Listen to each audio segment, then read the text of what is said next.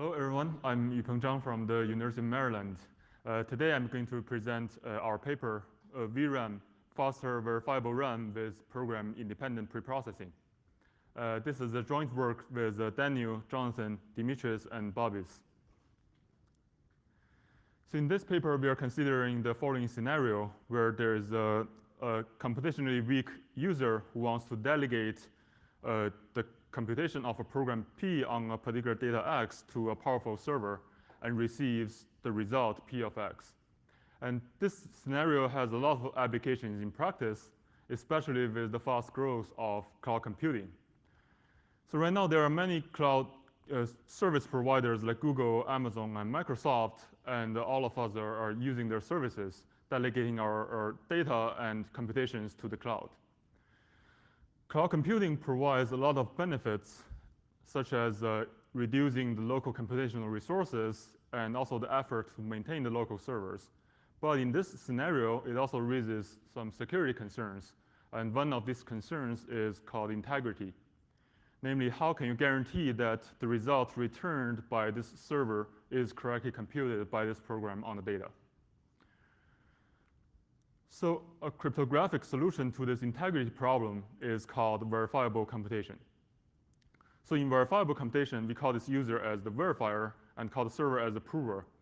And verifiable computation asks the prover to further attach a proof to this result and allows the verifier to validate the correctness of the result using this proof.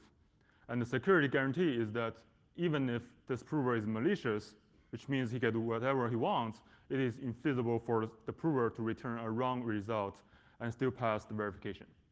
So this is the security model of verifiable computation.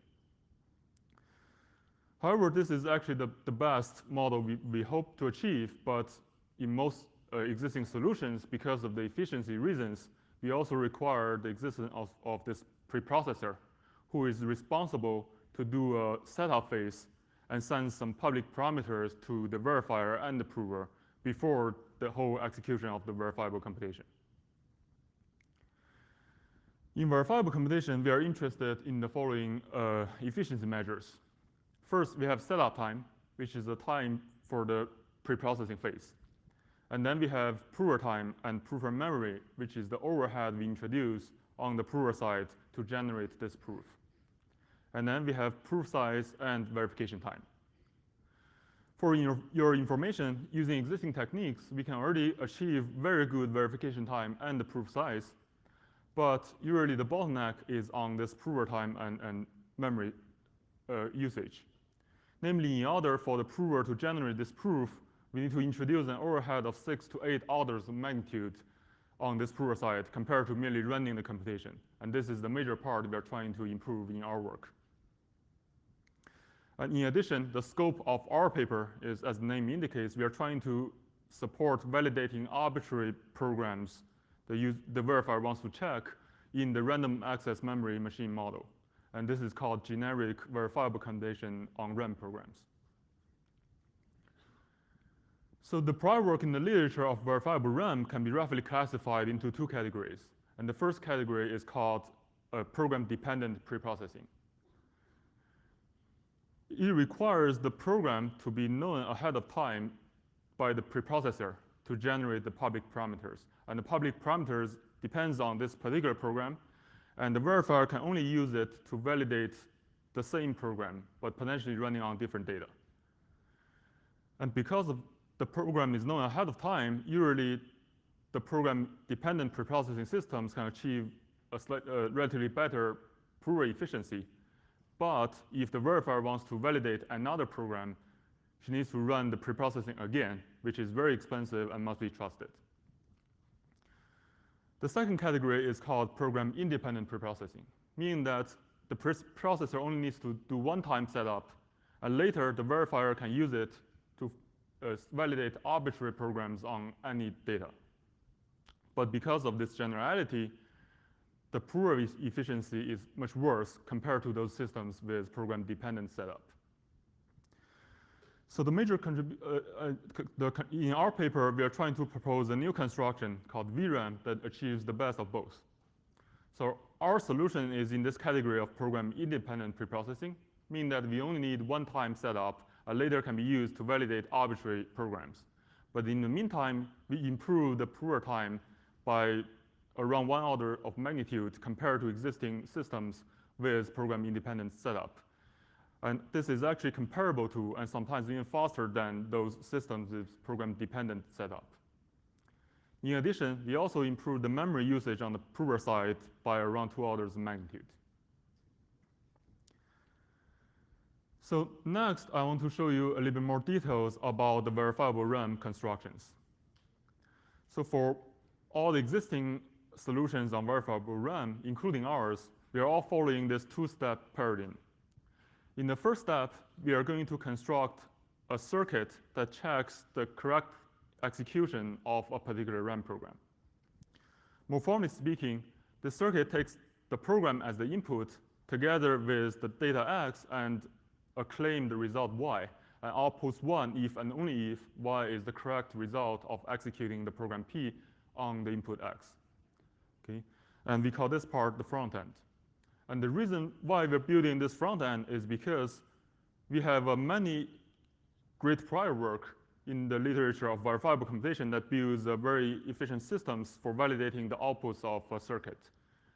And we can actually use one of these schemes to build a backend on this particular circuit. And in this way, we can construct a verifiable RAM construction, because the result the verifier received from the prover must be correct if this circuit outputs 1.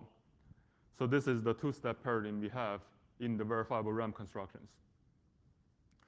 So in this talk, I'm going to focus more on explaining the front end. So now let's think, how can we build a front end? How to build a circuit to validate the execution of a RAM program? Then we need to think about how the RAM program actually works, right? So basically, we have a CPU which contains a state of several registers, a program counter, a bunch of flags, and so on and so forth. And for a particular RAM program, think about like assembly code with a bunch of instructions. The CPU is going to read the first instruction, do the addition in this case, adding the values in 2 registers, put the result in the first register, and moves to the next state. Okay? And similarly, the CPU is going to read the next instruction, do the multiplication, and moves to the next state. And here for a jump, the CPU is going to change the program counter and moves to the next state. So on and so forth until the end of the program execution. This is roughly how our computer works. And in this way, the CPU is going to produce a sequence of the states like this. So now for simplicity, let's say user's data is inside the first CPU state, and the result of this program execution is in the last CPU state. This is just for the simplicity of explanation, and we can actually support much larger inputs and outputs than a single CPU state. But let's assume it is in the first and last state like this. Then we can construct a circuit to validate the execution of a RAM program like this. So this circuit contains many copies of a small CPU circuit, and each copy is responsible to check that the 2 consecutive states are correctly computed. Okay? And in this way, the CPU, the whole circuit is going to output 1 if and only if the program execution is correct. Because if there's anything wrong in the middle of the execution, one state will not be consistent with the previous one, and that particular copy will report an error. And then for this particular circuit, the verifier is going to input the program, the input X, and also the result received from the prover. And the prover is responsible to feed in all the other states in this sequence. And the good thing about this construction is the prover does not need to send the whole thing back to the verifier. The prover just proves that there exists such type of sequence that satisfies the circuit. And this is a simplified version of the existing front end for verifiable RAM. One thing I omit here is, to be precise, the CPU also needs to interact with the memory. And it's actually much harder to construct a circuit to validate the memory write and memory read. And in one of the prior work, they construct a very elegant circuit to check the memory consistency. but I'm not going to present the details in this talk. So using this front end, there is actually a trade-off in the existing work between the two categories. So if we zoom in to one copy of this CPU circuit, in one case, if we want the program independent preprocessing, which means the program is not known ahead of time, then this small CPU circuit must be responsible for all possible CPU instructions, because you have no idea which one will be executed during the runtime, because you don't know the program ahead of time. That's why this small CPU circuit is actually consists of all possible instructions side by side, and the size of the circuit is larger. On the other hand, if the program is fixed ahead of time, then we can do some optimizations to identify one or possible CPU instructions at each step. So let's say that if you know your program is going to run addition in the first step, no matter what input you have, then you only need to construct the circuit for addition at the first step. In this way, the circuit is much smaller compared to the first case, but the drawback is that the circuit can only validate one particular program. If you change the program, the behavior will be different, and your circuit is not valid anymore. That's the trade-off in the existing two categories of work. So in our paper, we propose a new construction of the front end. And the key idea of our construction is we are going to generate this circuit on the fly after the execution of the program. So let's say after some preprocessing phase that is independent of the program, the verifier comes up with a particular RAM program and the input, send it to the prover, and with this program and the input, the prover can produce exactly the whole sequence of the state and know exactly which instruction is executed because the program and the data are all fixed. This thing is deterministic. But now the challenge is, how does the prover communicate this information back to the verifier? Right? How does the verifier knows what circuit I'm validating? If you send the whole thing back to the verifier side, it's simply too big. It's as big as the running time of the program. And so if you send this whole thing back, the verifier is actually slower than running the whole thing on her own. So this whole thing is meaningless. So in our paper, we propose a way to solve this problem. So we are going to arrange these states by their instruction type. Okay? So after that, we observe that the same type of instructions will be packed together. Right? For example, the first whole batch will all be additions, followed by all multiplications, and then all memory loads, all jumps, and so on and so forth. So it is much simpler for the prover to send the information back to the verifier. The prover can simply send one number to represent how many times each instruction is executed during the whole program. Right? So in this way, the prover needs only to send one value per instruction back to the client, and the verifier can use this information to construct the circuit on the fly efficiently and succinctly. And the final piece of the circuit is we need to guarantee that this new sequence of states is consistent with the original sequence ordered by the execution time. So finally, we are going to construct the circuit to check that these two sequences are permutations with each other. And that completes the whole front end of our work. With this information, the verifier can run the backend with the prover to prove that this circuit will output 1 on the result p of x the prover sent to me. And this guarantees that the result of the program is correctly computed. Okay? And observe that during the whole process, the verifier never receives anything that is proportional to the length of the program. Everything is constant or the same as the number of instructions, no matter how long your program is executing. So finally, we also have some improvements on the backend. So we need to choose the correct backend that is suitable for our application, namely that we don't want the circuit to be fixed ahead of time. So we replace the backend in the existing work with a different construction that was proposed in last year's Auckland. And the key difference is that it requires a circuit-independent setup phase so that we can generate the circuit on the fly without a separate preprocessing. And we also have some improvements on this backend. We construct a linear time verifiable polynomial delegation part and also make the interactive proof part more efficient for the front end we are building. And you can refer to our paper for more details about these improvements. So finally, I just want to quickly show some experimental results. So we implement our system, and these two figures show the comparison with existing systems with program-independent preprocessing. As you can see on the first figure, we improved the prover time by around 9 times compared to the best system so far called 1TinyRAM in terms of efficiency. In addition, on the second figure, we show that we can reduce the memory usage on the prover side by 120 times, which enables us to support validating a program that is much larger than before running on the same machine. So we can achieve validating a RAM program up to 2 million CPU cycles versus 32K as before. In addition, we also test a bunch of many RAM programs like porting tracing, merge sort, string search, and matrix multiplication. And we show that in terms of prover time, again, we are faster than 1TinyRAM, and even compared to a system that requires program-dependent setup called buffet, the performance is comparable and sometimes faster than this system. And remember, this system requires a separate setup phase for each program you want to run. And we also have some other optimizations for particular programs to get some additional speed up, and you can refer to the paper for more details. And finally, we do have some drawbacks. We do increase the proof size and the verification time. But as I said, these are usually not bottlenecks of the system. So we can still reach less than 200 kilobytes of the proof size and less than 100 milliseconds of the verification time on all instances we are running for Verifiable RAM program.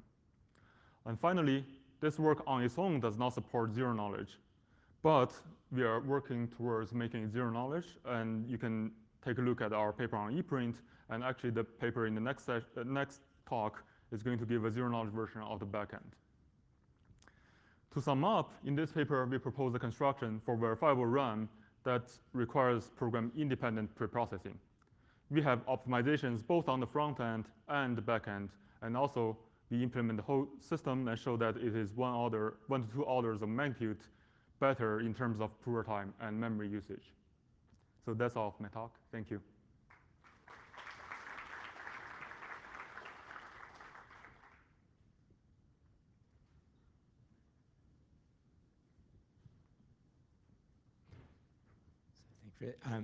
Please come up to the microphone if you have questions, and I'll remind you if you can state your name and affiliation before the question.